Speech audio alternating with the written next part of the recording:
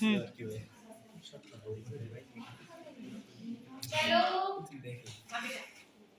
Good morning, class. Good morning, ma'am. Tell me, what is the name of our country? Yes, Sonakshi. Then the name of our country is India. Very good. Sit down. The name of our country is India. Who ruled India in prior times? Yes, Yamini. When Britishers ruled India in prior times. Very good. Sit down. Britishers ruled India in prior times. When do India got its independence from Britishers? Indians को Britishers से आजादी कब मिली?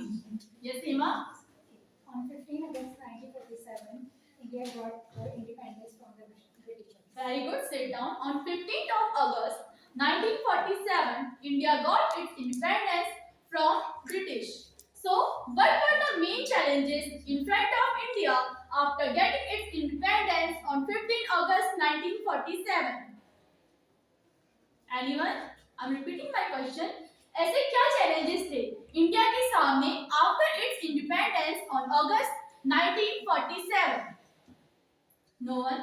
तो जब India 1947 में आजाद हुआ तो एक सीरीज ऑफ चैलेंजेस थे जो इंडियंस को और इंडिया के जो लीडर्स थे उस टाइम पे जो इंपॉर्टेंट पार्टी थी हमारी कांग्रेस पार्टी उन लोगों को बहुत सारे चैलेंजेस फेस करने पड़े थे बिकॉज जब इंडिया आजाद हुआ था तो इंडिया का पार्टीशन भी हो गया था तो पार्टीशन के टाइम पे क्या हुआ था कि जो पाकिस्तान प्रेजेंट डे पाकिस्तान है जो कि नॉर्थ वेस्ट में हमारे इंडिया के लोकेटेड है तो उन लोग वहां के लीडर्स ने डिक्लेयर कर दिया था कि जो पाकिस्तान है वो एक इस्लामिक कंट्री रहेगा तो उस टाइम पे इंडिपेंडेंस से पहले जो इंडिया और पाकिस्तान था वो एक ही पार्ट था तो बेसिकली हुआ क्या कि वहां तो सारे मुस्लिम्स और इस्लामिक्स के लिए उनने लीडर्स ने कह दिया था तो वहां जो हमारे सिख्स हिंदूज जैन और बहुत से रिलीजन के लोग रहते थे वो लोग जो प्रेजेंट डे पाकिस्तान है वहां से इंडिया में आ गए तो वो इंडिया में आए तो इन लोगों को रेफ्यूजीज कहा गया तो उस टाइम पे around 8 million of refugees India में आ गए तो उस टाइम पे इंडिया की पॉपुलेशन अराउंड 345 मिलियन थी तो उसमें प्लस ऐड होना 8 मिलियन रेफ्यूजीज का बहुत बड़ी प्रॉब्लम थी हमारे लीडर्स के सामने क्योंकि इन लोगों का जॉब और शेल्टर का देखना भी हमारे लीडर्स के हाथ में था आखिर कैसे इतने सारे लोगों को हम जॉब प्रोवाइड कराएंगे उन लोगों को हम शेल्टर्स प्रोवाइड कराएंगे सेकेंडली वहां इंडिया में बहुत सारे प्रिंसली स्टेट्स थे प्रिंसली स्टेट्स की प्रॉब्लम्स भी इंडियन लीडर्स थे उनके सामने आई थी secondly poverty and development so today आज हमारे चैप्टर इंडिया आफ्टर इंडिपेंडेंस में हम इन्हीं कुछ चैलेंजेस की बात करेंगे so today's our chapter is India after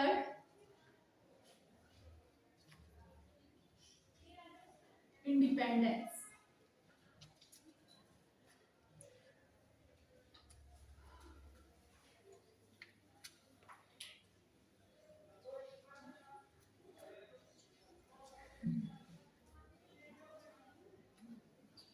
So class, tell me in how many parts Britishers divided India? Yes, Nisha? Britishers divided India into two parts. Very good. Sit down. Britishers divided into India into two parts. Britishers ने India को दो parts में divide कर दिया था. So please tell me the name of the two parts. Yes, Vinita. India and Pakistan are two parts of these names. Name the two parts which were divided by the Britishers. India and Pakistan divided by British. Very good. Sit down. India and Pakistan were the two parts which were divided by Britishers. So, what were the problems faced by the new divided nations India and Pakistan? So, ऐसी क्या problems थी या challenges थे जो नए divided Nations India और पाकिस्तान के द्वारा फेस किए थे? No one.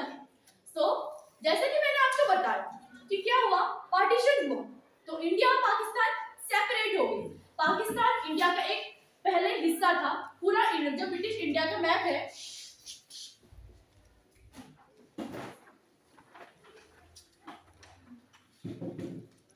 This was British India आप सभी को दिख रहा है ब्रिटिश इंडिया था पहले। ये जो है अभी प्रेजेंट में पाकिस्तान है, तो उस टाइम में पाकिस्तान भी क्या था, इंडिया का पार्ट था। तो क्या हुआ, जो ब्रिटिशर्स थे उनने हमको जब इंडिपेंडेंस दी तो उन्होंने क्या करा, इंडिया और पाकिस्तान को डिवाइड कर दिया। तो डिवाइड करा तो इंडिया और पाकिस्तान के सामने बहुत सारे चैलेंजेस आए। पार्टीशन दो देशों का तो हुआ, लेकिन उसके साथ साथ बहुत सारे फैमिलीज ड्रीम्स भी बहुत सारे टूट गई थी, क्योंकि पाकिस्तान पहले इंडिया का ही एक हिस्सा था। सो हमारे चैप्टर में फर्स्ट ऑफ ऑल जो हम पढ़ेंगे वो है a new and divided nation.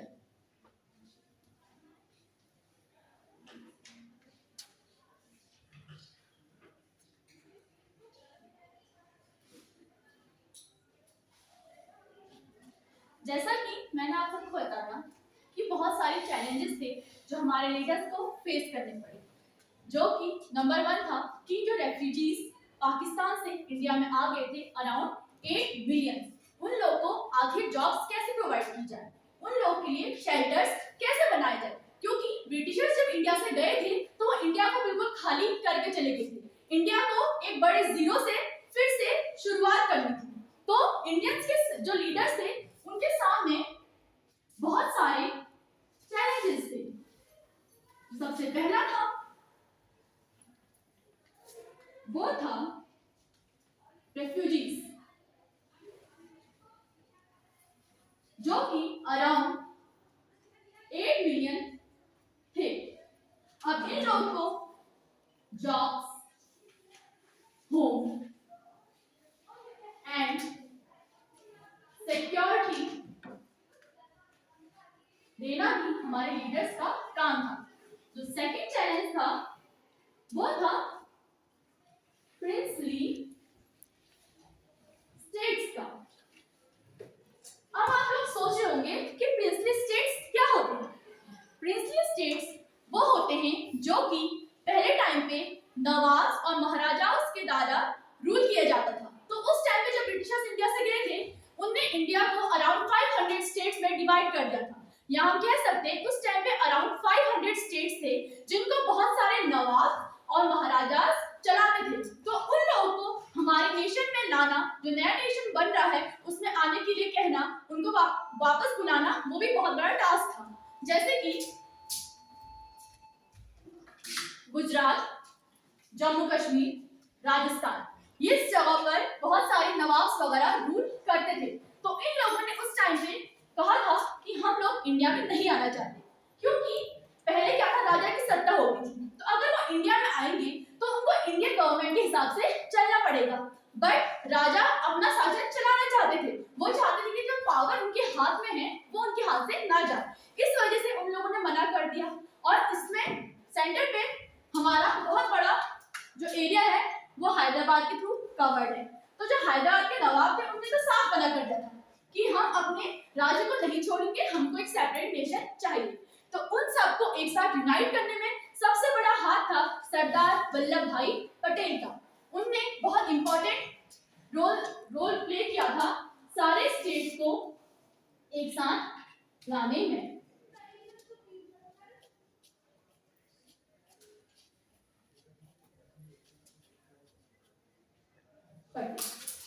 Third was poverty.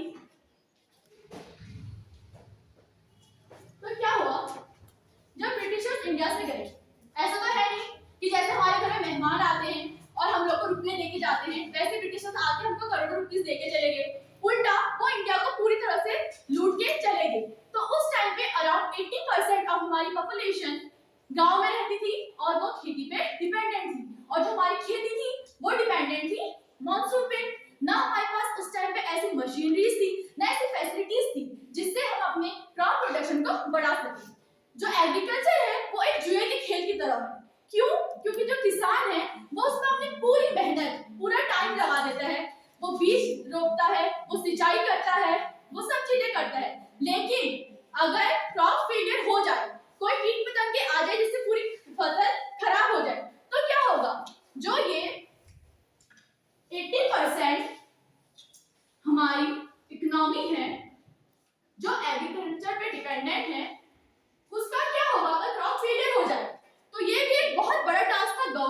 सामने कि आखिर हम कैसे अपने एग्रीकल्चरल प्रोडक्शन को बढ़ाएं और साथ ही साथ ऐसे जॉब क्रिएटिंग इंडस्ट्रीज लाएं जिससे हम लोगों को एम्प्लॉयमेंट दे सकें। सो जो अगला चैलेंज था पॉवर्टी से जो आया वो था डेवलपमेंट का, जो कि बहुत बड़ा टास्क था।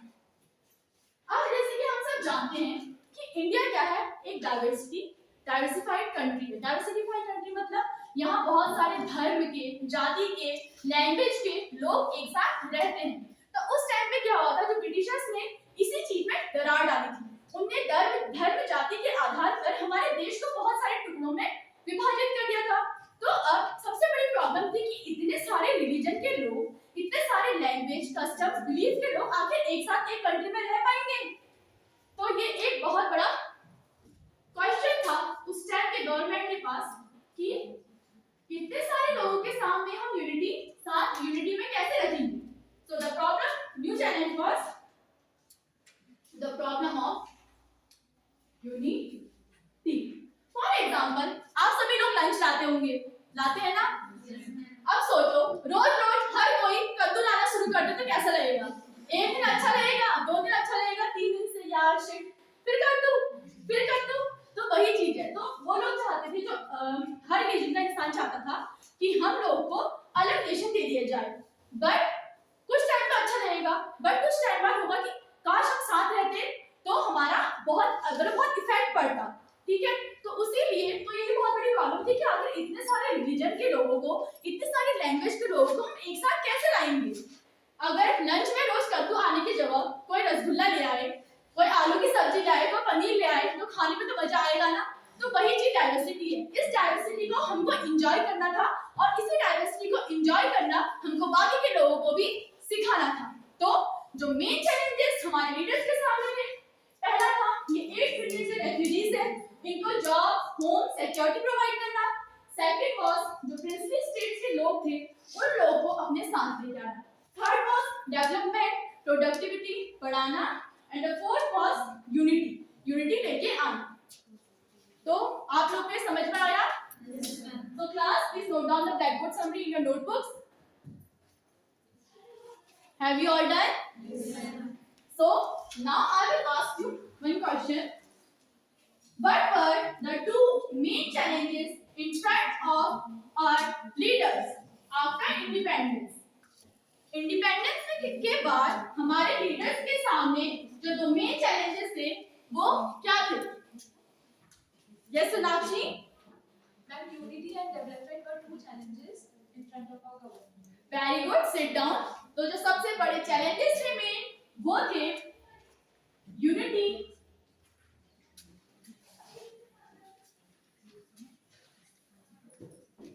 And development were the main challenges in front of our leaders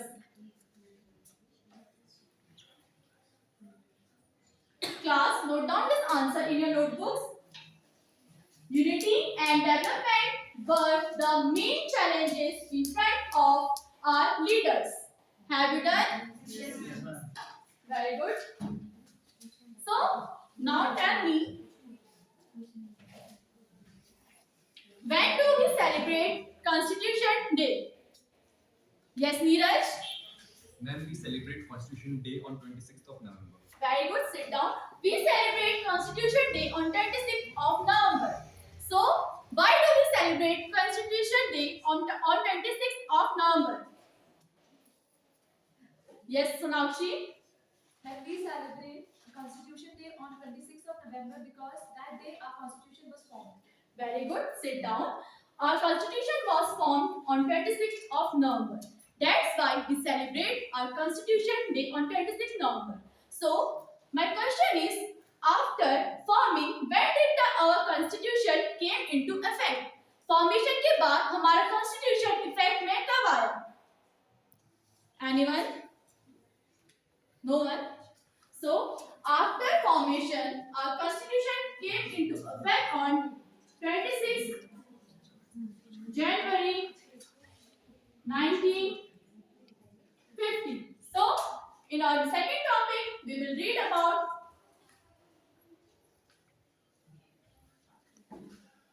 Constitution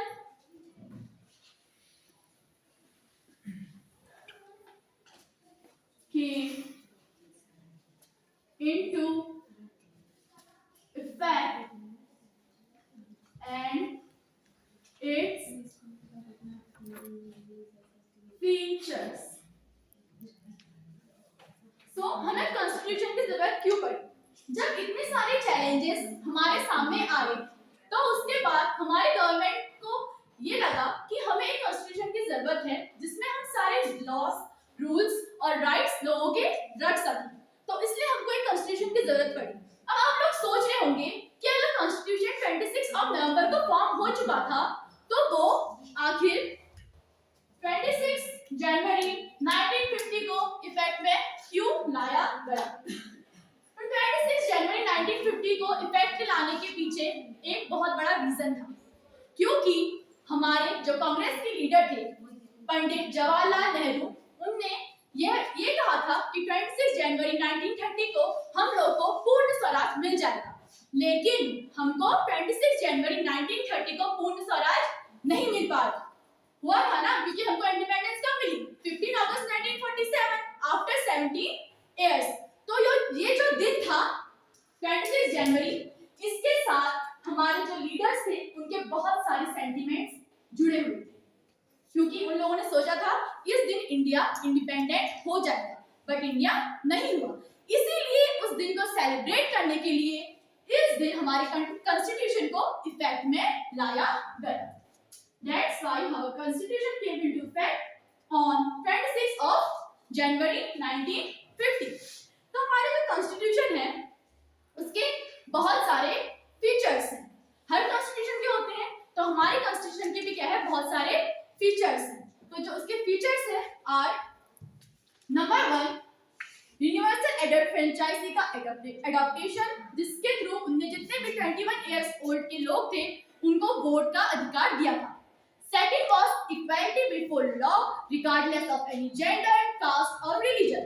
And the third thing is reservation for the most disadvantaged groups of India. अब मैं आपको ये सब एक्सप्लेन करूंगी। So, फीचर्स क्या थे?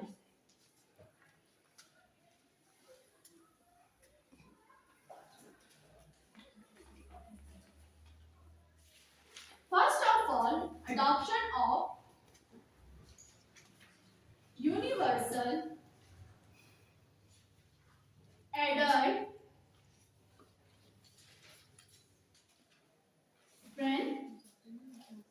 franchise. Second was equality before law.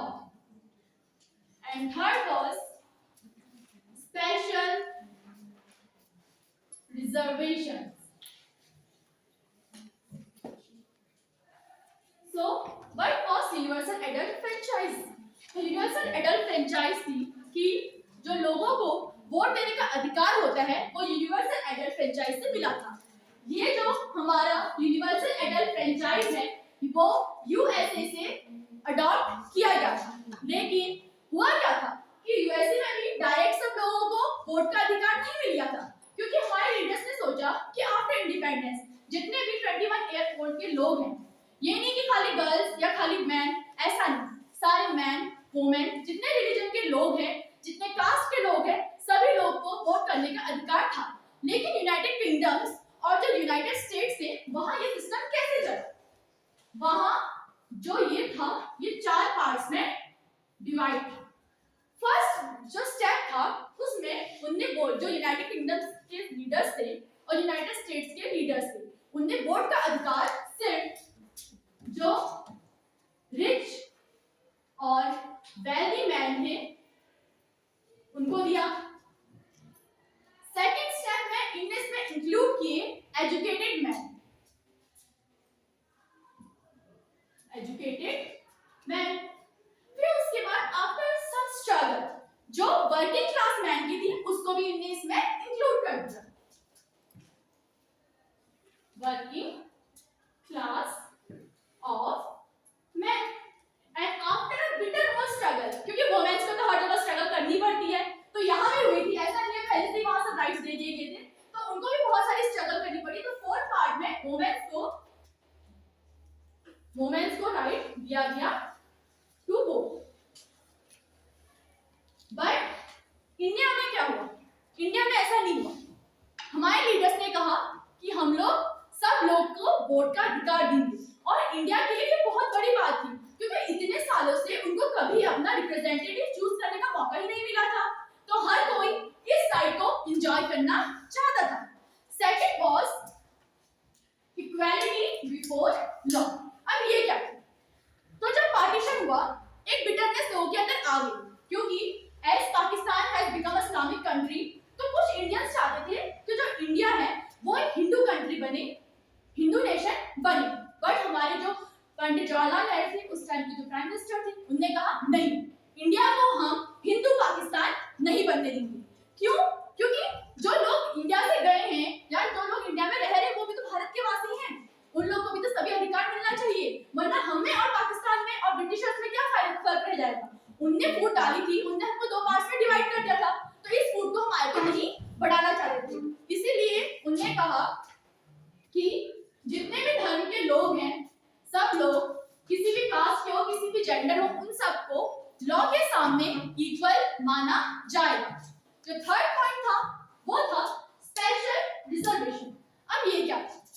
तो जब हमारे जो कंट्री है प्रीवियस टाइम में क्या होता था कि जो अनटचेबल्स थे, जो ट्राइब्स थे, जो आदिवासी थे, उनके साथ बहुत ज्यादा क्रूएल तरीके से ट्रीट किया जाता था, उनको बहुत सारे एडवांटेजेस नहीं मिलते थे, उन लोगों को हर चीज में पीछे छोड़ दिया गया था। तो जो गवर्नमेंट थी वो चाहती थी कि इन लोगों को भी इंडिपेंडेंस के साथ एक नया मौका मिले, एक नए देश में आगे बढ़ने का मौका मिले। इसीलिए after a certain debate and discussion ये डिसाइड किया गया कि जो शेड्यूल्ड कास्ट है, शेड्यूल्ड ट्राइब्स है, आदिवासी है, इन लोगों को लेजिस्लेचर में और बहुत से गवर्नमेंट जॉब्स में स्पेशल रिजर्वेशन मिलेगा। तो आप लोग को ये समझ में आया? Yes. So class, please note down the blackboard summary in your notebook. जिसमें हमने पढ़ा कि 26 जनवरी 1950 को हमारा कॉन्स्टिट्यूशन इफेक्ट में आया। हमारे कॉन्स्टिट्यूशन के बहुत सारे फीचर्स हैं, बट जो तीन मेन फीचर्स हैं जो हमको बहुत यूनिक बनाते हैं वो है adoption of universal adult franchise, जिसमें सब लोगों को अबव 21 इयर्स ओल्ड वोट का अधिकार दे दिया गया था। Second was equality before law and the third was special reservation. और हमने इसमें आगे पढ़ा कि यूनाइटेड स्टेट्स का यूनाइटेड किंगडम्स में कैसे 4 स्टेप्स में जो यूनिवर्सल एडल्ट फ्रेंचाइजी है वो पूरी तरह से लागू की गई। Have you all done? Yes, ma'am. Very good. So tell me what were the two features of our constitution? हमारे कॉन्स्टिट्यूशन की 2 फीचर्स क्या थे? Yes Nisha? Universal adult franchise and equality before law are the two features of our constitution. Very good. Sit down. तो universal adult franchise and equality before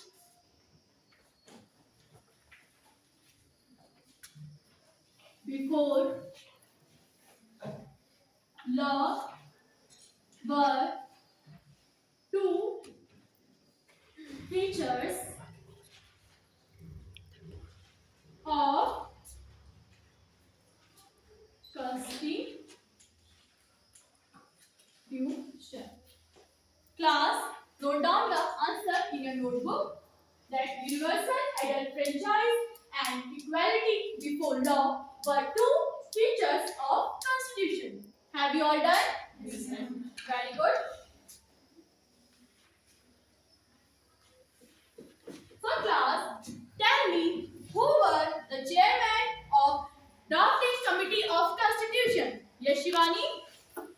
Dr. Bhimrao Ambedkar was the chairman of drafting committee. Very good. Sit down. Dr. Bhimrao Ambedkar was the chairman of the drafting committee of Constitution. So tell me, how much time was taken by Dr. Bhimrao Ambedkar and the drafting of committee of Constitution to make Constitution? Constitution को बनाने में doctor Bhimrao Ambedkar जो कि chairman थे और बाकी constitution जो committee थी उनको कितना टाइम लगा? Yes, Yamini? Ma'am, it took 2 years, 11 months and 18 days to make the constitution. Very good. Sit down. जो हमारा जो कॉन्स्टिट्यूशन था उसको फॉर्मेशन में लगे 2 years, 11 months and 18 days.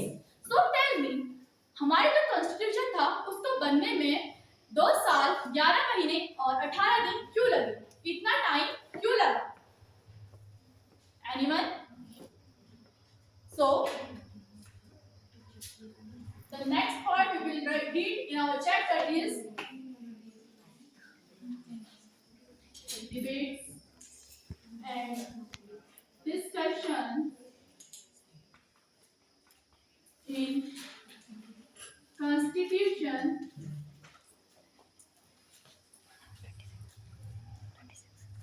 formation. Constitution बनाना कोई आसान काम नहीं था कि एक किताब पकड़ी और उसमें कुछ भी लिख दिया, क्योंकि हमको हर धर्म के, हर जाति के, हम कह सकते हैं हर एक इंसान का व्यू, वैल्यूज, राइट्स को मद्देनजर रख के हमको लॉज और कानून बनाने थे। तो इस वजह से जो कॉन्स्टिट्यूशन था उसको बनने में बहुत ज्यादा टाइम लगा। कॉन्स्टिट्यूशन बनाने वक्त बहुत सारे लोग एग्री करे बहुत से पॉइंट्स में और बहुत सारे लोग डिसएग्री करे, बहुत से डिस्कशंस हुए, बहुत से डिबेट्स हुए और जो सारे जितनी भी मीटिंग्स हुई, अराउंड हंड्रेड्स ऑफ मीटिंग्स, वो हुई न्यू दिल्ली में। सो बहुत सारे डिबेट्स हुई, इनमें से सबसे फेमस डिबेट थी वो थी कि आखिर पावर किसको दी जाए, सेंटर को दी जाए या फिर स्टेट को दी जाए। तो कुछ लोग मानते थे कि अगर सेंटर स्ट्रांग होगा तो बाकी जो स्टेट होंगे वो अच्छे से फंक्शन करेंगे, लेकिन जो स्टेट्स चाहते थे वो चाहते थे कि जरूरी नहीं है कि जो चीज कॉन्स्टिट्यूशन में काम करे वो चीज सेम तरीके से स्टेट में भी काम करे, क्योंकि जरूरी नहीं है कि अगर दिल्ली में एक नेता ने कहा था मैसूर के कि अगर दिल्ली में डेमोक्रेसी चल रही है तो जरूरी नहीं है कि वो उसी तरीके से बाकी के स्टेट्स में भी काम करे। तो अब ये बहुत बड़ा डिबेट था, क्योंकि ना हमारे जो लीडर्स थे वो हमारे सेंटर को निराश कर सकते थे, ना वो हमारे स्टेट्स को निराश कर सकते थे। तो इस चीज को ध्यान में रखते हुए उन्होंने एक सॉल्यूशन निकाला। उन्होंने क्या करा कि लिस्ट ऑफ सब्जेक्ट निकाल दी। अब आप लोग सोच रहे होंगे कि लिस्ट ऑफ सब्जेक्ट क्या होते हैं? लिस्ट ऑफ सब्जेक्ट वो होता है जिसमें हमारे जो लेजिस्लेचर और एडमिनिस्ट्रेशन के जितने भी सब्जेक्ट्स होते हैं उनको एक साथ रखा जाता है, like taxes, foreign exchange, agriculture, forest, education, health etcetera. तो उन्होंने क्या करा, जो ये सब्जेक्ट्स है तो 3 पार्ट में डिवाइड किया। Number 1 was union list, second was state list and the third was concurrent list. So what was union list?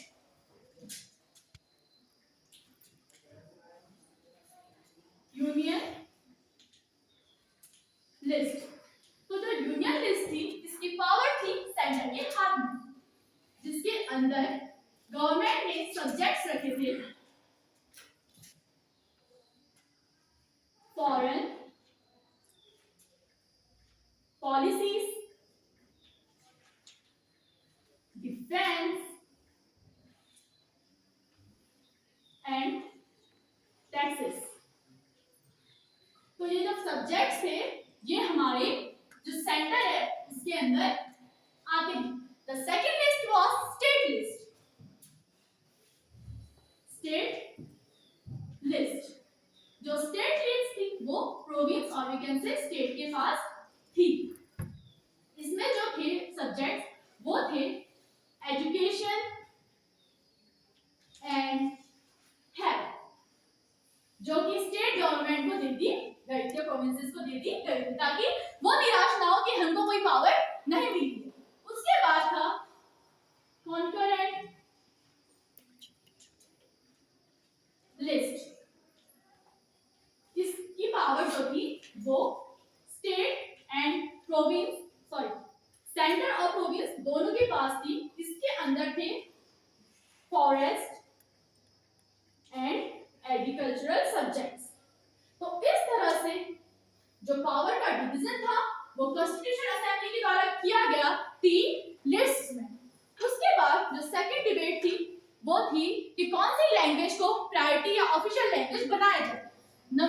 कुछ लोग इस बात में थे कि जो इंग्लिश है उसको ब्रिटिशर्स के साथ ही वापस भेजना चाहिए, लेकिन और चाहते थे कि जो हिंदी है उसको ऑफिशियल लैंग्वेज बनाया जाना चाहिए। लेकिन हमारे साउथ में अभी भी बहुत से लोग ऐसे हैं या मेजॉरिटी ऑफ लोग ऐसे हैं जो हिंदी अच्छे से नहीं बोल पाते। तो उस टाइम पे हैदराबाद की तरफ से एक लीडर आए या साउथ की तरफ से एक लीडर आए जिनने साउथ के लोगों की तरफ से बोला कि अगर आप हिंदी को हमारे ऊपर थोपते हैं तो हम देश से अलग हो जाएंगे और अपना साउथ में एक अलग नेशन बना देंगे। तो इसका सॉल्यूशन गवर्नमेंट ने ये निकाला कि क्यों ना ऐसा करा जाए कि जो हिंदी है वो हमारी नेशनल प्लस ऑफिशियल लैंग्वेज बनाई जाएगी और जो इंग्लिश है उसको दो स्टेट्स के बीच में कम्युनिकेशन में, कोर्ट्स में और जो अदर सर्विस गवर्नमेंट सर्विसेज होंगी उसमें यूज किया जाएगा। तो English was used in first of all communication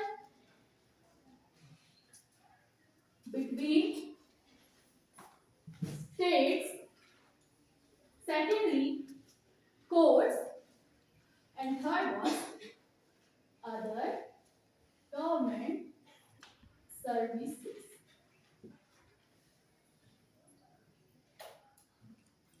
इस तरह से जो लैंग्वेज का डिबेट और डिस्कशन था उसका भी एक सॉल्यूशन निकाला गया कि जो हिंदी है उसको नेशनल लैंग्वेज और ऑफिशियल लैंग्वेज माना जाएगा, बल्कि जो इंग्लिश है उसको कम्युनिकेशन बिटवीन 2 स्टेट्स में यूज किया जाएगा, सेकंडली कोर्ट्स में यूज किया जाएगा और थर्डली अदर जो गवर्नमेंट सर्विसेज होंगी उसमें यूज किया जाएगा, क्योंकि इंडिया नहीं चाहती थी कि फिर से एक और पार्टीशन हो।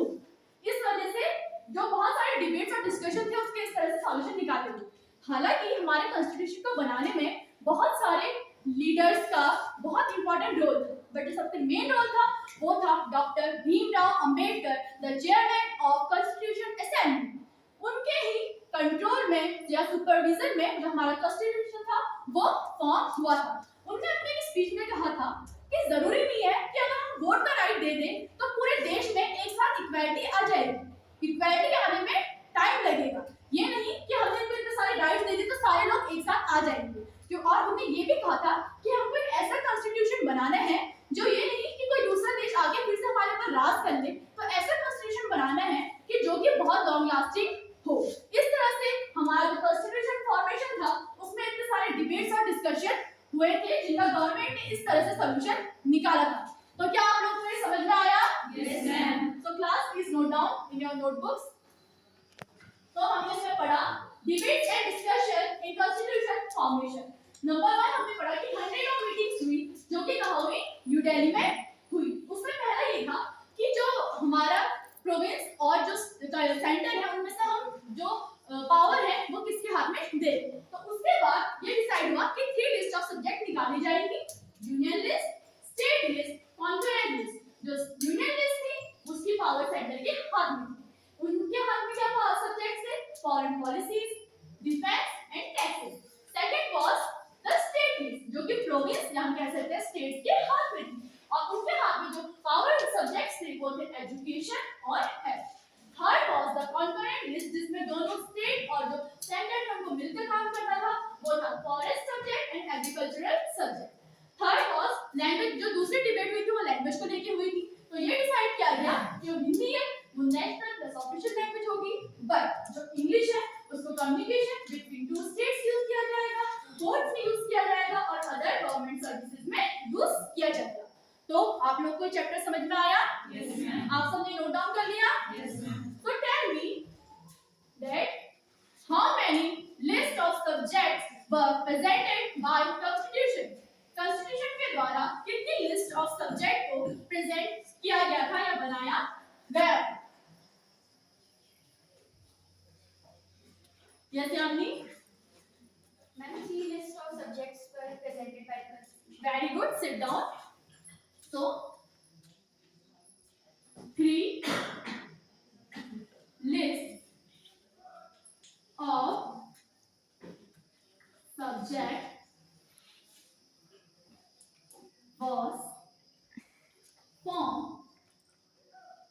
by constitution.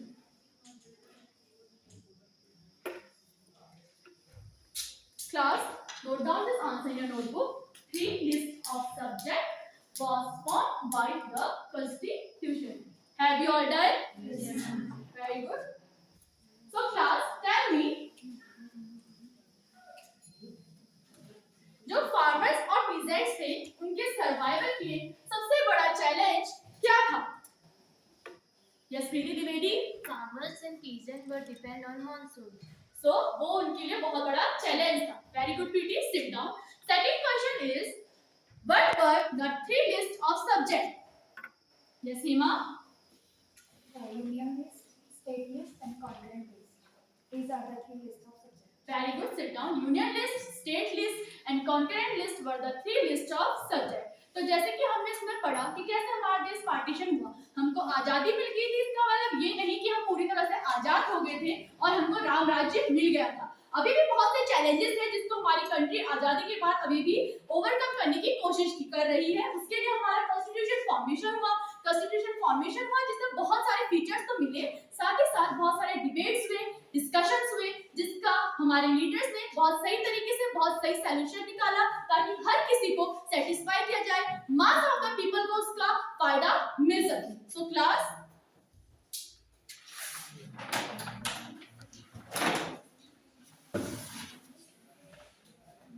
This is your homework. Pick the correct answer. The right to vote was given to A. 25 years old, B. Only to Hindus, C. Everyone above 21 years old, D. Only to rich and educated people. Second question is who was the chairman of the drafting committee? A. Jawaharlal Nehru, B. Mohandas Karamchand Gandhi, C. Dr. Bhimrao Ambedkar, D. None of the above.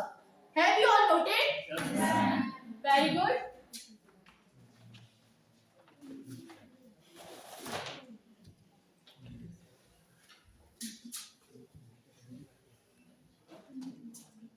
Positive बोलती हूँ. Teaching बहुत अच्छी थी. मतलब हमारे जो subject पे command बहुत अच्छी थी, बहुत अच्छे से एक्सप्लेन किया. बट हुआ क्या कि आपने जब आपका फर्स्ट टीचिंग पॉइंट जब आपका ये खत्म हुआ, उसके बाद आपके पास बोर्ड काफी यूज करने के लिए था. अगर नहीं होता तो आप उसको रब कर सकते थे, लेकिन आपने क्या उसको रब कर दिया. पहले उसमें आपने पहले क्वेश्चन पूछना था, जो क्वेश्चन का आंसर आना था उसको ब्लैक बोर्ड पर नोट करना था. क्यों करना था? क्योंकि हमने क्वेश्चन तो नहीं लिखवाना है बच्चों से. अलग से अगर हम क्वेश्चन लिखवा रहे हैं उसके बाद आंसर लिखा तो बच्चा उसका प्रश्न भी लिखेगा, उत्तर भी लिखेगा. वो तो एक नोट करा रहे हैं, हम कुछ नोट्स बना रहे हैं बच्चों के, इसलिए क्या वो एक साथ लिखना था और एक साथ उसको रब करना था. ठीक है, वही आपने सेकंड में किया. थर्ड में भी आपने वही किया, लेकिन थर्ड में क्या आपके पास बोर्ड बचा हुआ नहीं था, स्पेस कहीं पे नहीं थी, तो आप कर सकते थे. लेकिन सेकंड और फर्स्ट में आपने वही किया. ठीक है ना. और बाकी चार्ट का मैम भी बताएंगे. चार्ट मतलब बच्चे तक पीछे तक दिख रहा था क्या सभी को? नहीं दिख रहा था ना? नहीं था ना, विजुअल नहीं था, दिख ही नहीं रहा था. यहाँ से तो हम कह सकते कि हमें नहीं दिख रहा है, चमक रहा है, लेकिन पीछे से नहीं दिख रहा था. ठीक है ना. और आवाज अच्छी है, लेकिन क्या बहुत तेज ऊंचा कर दे रहे हैं जिससे कि आपकी सांस फूल रही है बीच बीच में बहुत तेजी से. क्योंकि आपको टाइमिंग भी देखा, कितना टाइमिंग हुआ था? 39. टाइमिंग भी ठीक है, लेकिन आपने क्या है, अब लास्ट में आपको ऐसा लगा कि मैं इसको खत्म करूं. बहुत लास्ट वाला आपने बहुत जल्दी जल्दी बोल दिया है ना. और होमवर्क आपने ये वाला नहीं देना, ऑब्जेक्टिव नहीं देना, मैंने पहले भी बताया. ठीक है ना. एक्सप्लेन करने को देना है, क्योंकि हमने इतना अच्छा चैप्टर पढ़ा है, उसमें आप एक्सप्लेन करने को दो, है ना. उसके बाद क्या क्या हुआ, ठीक है ना, किस निर्माण में हमें कितना टाइम लगा, क्यों लगा, क्या क्या कारण थे, आपने सब बताया. ठीक है ना. इस प्रकार क्वेश्चन ठीक है. बाकी मैं बताएंगे तो कम मैं जल्दी से बता देती हूँ. उनके पास बहुत है, लेकिन आप जो है वो लॉजिकल है, खुद भी रियलाइज करिए. टॉपिक तो बहुत इंटरेस्टिंग था, लेकिन बोरिंग लगा मुझे. कंटेंट बहुत ज़्यादा था बताने के लिए, और टीचर की वॉइस पिंचिंग हो रही थी. तेज का मतलब ये नहीं होता है कि वो कान में चुभे. इस वोकल के साथ अगर बच्चा 4 क्लास अटेंड कर ले तो वो कॉम्डी फ्लेम ही खाएगा. ठीक है ना. और तुम ये सोचो कि अगर बच्चा सुबह 10 बजे से 3 बजे तक पढ़ रहा है तो क्या हालत होगी. तो सॉफ्टनेस भी लाने की थोड़ी सी जरूरत है. किसी को मैं कहती हूँ सॉफ्टनेस मत रखो, आप इसे कहना पड़ रहा है कि थोड़ी सॉफ्टनेस की जरूरत है। टीचिंग एड वाला पॉइंट मैम ने कह दिया आपसे कि विजिबिलिटी ही नहीं, इधर वाला जो बनाया था वो तो बिल्कुल दिखाई नहीं कि क्या बनाया है। ब्लैक बोर्ड पे राइटिंग वैसे तो सिस्टमेटिक है, लेकिन जब आप लिखना शुरू करते हो तो वो राइट साइड से अपवर्ड डायरेक्शन में मूव करता है। तो इस चीज को भी आप वीडियो में देख सकते हैं, है ना, आप इस चीज को भी मेंशन करेंगे। इसके अलावा पॉजिटिव ये था आपकी टीचिंग में कि आप बहुत अच्छे से पढ़ा रहे थे, कमांड बहुत अच्छा था, कंटेंट पे कॉन्फिडेंट भी लग रहे थे। एक पर्सनल क्वेश्चन भी है। पर्सनल ये है कि हम अगर कहते हैं, क्योंकि फीडबैक में आप देखेंगे कि टीचर के पर्सनालिटी के ऊपर भी है कि किस तरीके से उसका गेटअप जेस्चर वगैरह है, इसके भी फीडबैक पॉइंट्स हैं। तो मेरी तो क्यूरियोसिटी रहेगी बीइंग ए स्टूडेंट कि मैम ने आज इयररिंग्स दो अलग अलग कान में अलग अलग पहने हैं या फिर ये स्टाइल स्टेटमेंट है। तो इससे जो परमिसिबल स्टाइल स्टेटमेंट है वही फॉलो करना चाहिए, नहीं तो बच्चों का आधा ध्यान तो बस इयररिंग्स पे ही रहेगा। इस चीज को ध्यान देंगे। हर क्लास की डेकोरम होती है। स्टार्टिंग से जैसे कुछ चीजें मैंने वो भी बताई थी आपको। सबसे पहली चीज है कि उसमें मैं हमेशा बोलती हूँ, यहाँ भी बोलूँगी, बहुत ज्यादा मिस्टेक नहीं थी, लेकिन वल्लभ भाई पटेल की स्पेलिंग गलत। आपने W से शुरू करी, वो B से हो गया, और वल्लभ BH है, केवल B नहीं। वो आप ब्लैक बोर्ड पे किसी तरीके से गलत नहीं लिख सकते। पहली चीज, आपके जो फ्लो है वो बहुत अच्छा है, वॉइस क्लैरिटी है, ये मैं भी कहूँगी कि वोकल थोड़ा ज्यादा हाई है, उस वोकल को आपको मीडियम लाना है। और बोलते समय जैसे आप पोलाइटली ही पढ़ाते थे, लेकिन शायद थोड़ा सा एक दिमाग में आपके था, तो उस वजह से आपने कि मुझे अच्छे से अच्छी इफेक्टिव वॉइस में बोलना है, तो आपने है आपने भी उसको और हाई किया।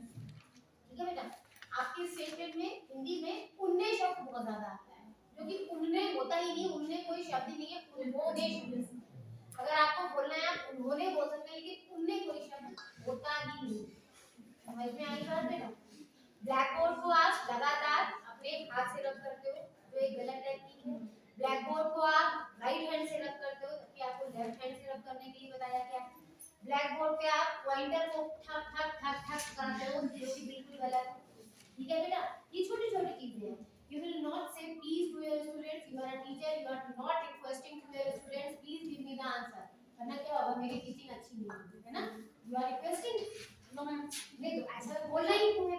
जैसे आप रिक्वेस्ट कर रहे हो, तो इन चीजों को आप ध्यान रखोगे। चार्ट वाली बात पे एक तो ये है कि हिस्ट्री ज्योग्राफी में क्या है कि आप लोगों के पास इसी तरह की चीज बनाने के लिए मिली है, तो आपको चाहिए जैसे आप दिखा रहे थे कि ये पोर्शन भी इंडिया का में आज तक इंडिया में ही था, इस तरीके से था, तो या तो आप उसे जैसे अलग अलग कलर से आपने शो करा, तो आप उन्हें ब्राइट कलर से करिए, और वहां पर आप इतने ब्राइट कलर से करने के बाद बता सकते हैं उन्हें ये जो आपको येलो कलर में जो पोर्शन दिखाई दे रहा है वो इसको मेंशन करता है या फिर इसको प्रेजेंट करता है, तो उससे वो ज्यादा समझ में आएगा। बाकी टीचिंग में मुझे बोरियत नहीं लगी कभी भी, और कंटेंट ठीक था आपके हिसाब से, और आप बहुत कंटेंट, आपका कमांड हुआ कंटेंट बहुत अच्छा था। आपने अपनी तरफ से इसी तरीके से समझाने का बताने का प्रयास किया। ठीक है, जो छोटी छोटी कमियां हैं ये, और खास करके वॉइस पे इतनी जोर से नहीं बोलना है कि थोड़ी देर में हम हांफने लगते हैं। ठीक है ना बेटा, इन चीजों को इम्प्रूव करना है। कॉन्फिडेंस अच्छा था, सब चीजें अच्छी थी, छोटी छोटी कमियां हैं उनको आप इम्प्रूव। बात में जो आपने